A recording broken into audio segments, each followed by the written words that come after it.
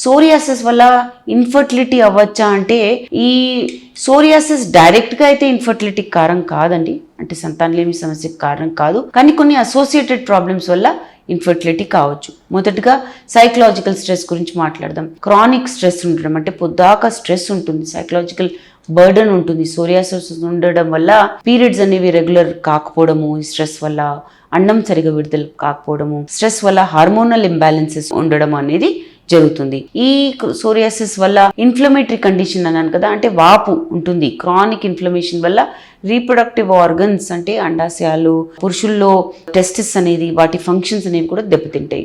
Inflammatory markers ఏవైతే ఉంటాయో సోరియాసిస్వి, ovulation లో ఇంటర్ఫియర్ కావచ్చు, ఇంప్లాంటేషన్ అండం విడుదలవ్వడము, తర్వాత పిండం అతకడానికి కూడా ప్రాబ్లం ఉండొచ్చు ఈ సోరియాసిస్ వల్ల.